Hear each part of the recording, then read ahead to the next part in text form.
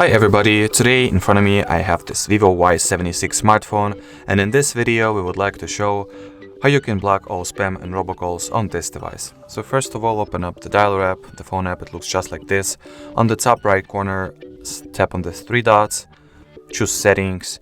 Here go for this caller ID and spam section, and all that it's left to do is to turn on the switch that is responsible for filtering the spam calls and prevent suspected spam calls from disturbing you.